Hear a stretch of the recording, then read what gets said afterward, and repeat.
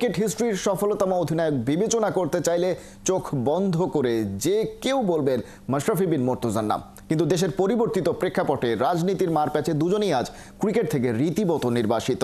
এই দুজনের কাছ থেকে ক্রিকেটের আর কিছুই কি পাওয়ার নেই? রাজনীতিতে জড়িয়ে যে ভুল তারা করেছেন, এই নির্বাসন কি তারই মাসুল? দিন শেষে দেশের ক্রিকেট তাতে লাভবান হচ্ছে কতটা?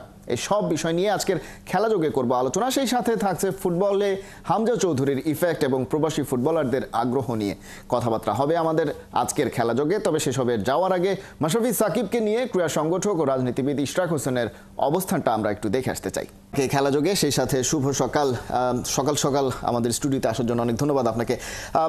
আমরা ইশরাক হোসেনের কথাটা শুনছিলাম এবং আমরা দেখছিলাম যে তিনি যেটা বলছেন, একটা যুক্তি তিনি দিচ্ছেন যে কোনো পার্টিকুলার অপরাধ যদি তারা করে থাকেন সেটার শাস্তি তারা পেতে পারেন।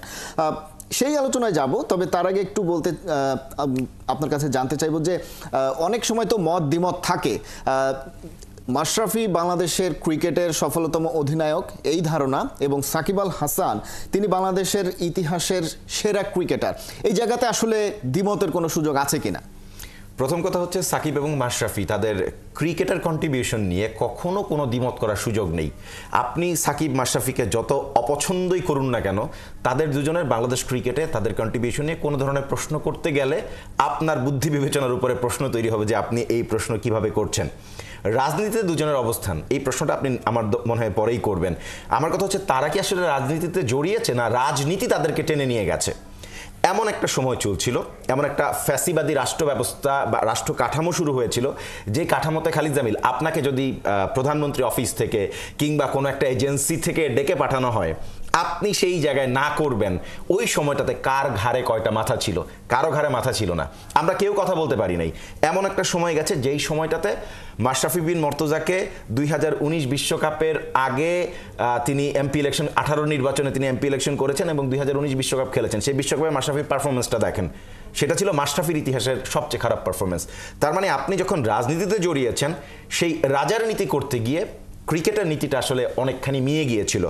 এখন প্রশ্ন হচ্ছে যে কেন আসলে আপনি রাজনীতিতে জড়িয়েছেন? মাশরাফির দেখা দেখি সাকিব আল হাসান তিনিও এসছেন রাজনীতিতে, এসে কিছু পেয়েছেন। এমন একটা সময় আসলে তারা এসছেন, স্পেশালি আমি মাশরাফিকে বলবো লাকি যে তিনি একটা টার্ম তো করেছেন, এমপিগিরি তো করেছেন। সাকিবের সেটা খুব একটা বেশি সৌভাগ্য হয়নি।